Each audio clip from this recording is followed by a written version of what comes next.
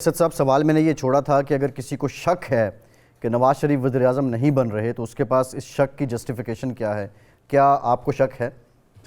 دیکھیں، ہم تو نہیں کہہ سکتے کہ کون وزیر اعظم بن رہا اور کون نہیں بن رہا. سب دعویٰ کر رہے ہیں، نون لیگ بھی دعویٰ کر رہی ہے، اور وہ لوگ جن کے پاس اس وقت سمبل نہیں ہے وہ بھی سمجھ رہے ہیں کہ میجورٹی سب سے زیادہ ان کے پاس آ جائے گی اور یہ ان کا حق ہے. تو یہ تو نہیں کہا جا سکتا کہ ان کا، ہاں وہ یہ پوسچرنگ ضرور کرتے ہیں. پہلے بھی پچھلی مرتبہ بھی ہم نے دیکھا تھا کہ کیا انہوں نے یہ تھا کہ 2013 کے الیکشنز میں انہوں نے کہا کہ 10 بجے وکٹری اسپیچ دے دی تھی، اور اس مرتبہ جو ہے وہ اشتہارات چھپ گئے ہیں جن کا زمین صاحب ذکر کر رہے تھے، وزیر اعظم بن گئے ہوئے ہیں وہ.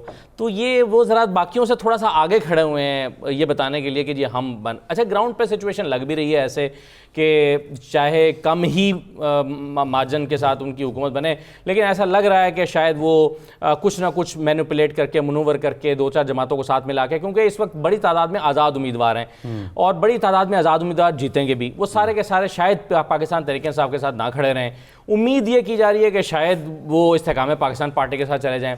اگر استحکام پاکستان پارٹی، جس کے ابھی 14 صرف MNA کے امیدوار اترے ہوئے ہیں، اگر وہ ایک مناسب سا سائز بنانے میں کامیاب ہو جاتے ہیں تو وہ مل کر نون لیگ کے ساتھ حکومت بنا سکتے ہیں. جہانگیر ترین صاحب نے تو کہہ بھی دیا کہ نواز شریف ہمارے وزیر اعظم ہوں گے، ہم کے ساتھ مل کر ملک کی ترقی کو آگے بڑھائیں گے. مناسب سے سائز تو اگر نہیں بھی بنتا تو وہ پھر بھی اتحادی ہیں. نہیں، اب 2 سیٹوں کے ساتھ تو اتحادی کیا ہوں گے وہ؟ اگر دیکھیں نا، ایک جہانگیر ترین جیت جائیں، دوسرے علیم خان جیت جائیں، تو 2 سیٹوں، تیسری سیٹ تو آتی ہوئی کہ نظر آ نہیں رہی ابھی فی الحال. الیکشن کے بعد جہاز نہیں چلنا، انڈیپینڈنس کے لیے جہاز اڑنا ہے نا. ہاں وہی میں کہہ رہا ہوں، وہی تو میں کہہ رہا ہوں نا، جہاز اڑنے کے بعد ایک مناسب سا سائز بنے گا نا. اگر وہ مناسب سا سائز بن جائے تو پھر وہ ایک پارٹنر بن سکتے ہیں نواز شریف صاحب کے ساتھ. تو یہ ایک سینیریو ہے کہ جس میں ہم دیکھتے ہیں کہ اس سینیریو میں ایک حکومت بنے گی جس میں نون لیگ کا وزیر اعظم ہوگا اور ان کو یہ سپورٹ کر رہے ہوں گے.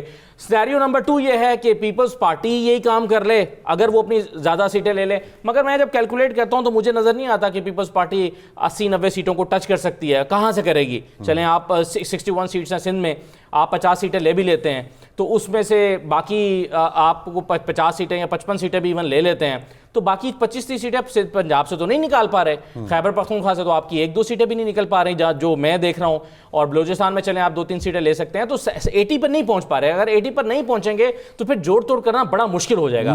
تو پیپلز پارٹی مجھے لگتا ہے کہ تھوڑا سا ابھی جو دعویٰ کر رہی ہے ان کو بھی پتا ہے کہ گراؤنڈ پر یہ مشکل ہو جائے گا انٹل انلیس کہ استحکام پاکستان پارٹی بہت بڑا سائز لے کر آ جائے آزاد کے ساتھ، یا پھر آزاد امیدوار کو پیپلز پارٹی اتنی اچھی اٹریکٹیو آفر دے دے کہ وہ ان کو ملا کر 100+ میں چلے جائیں.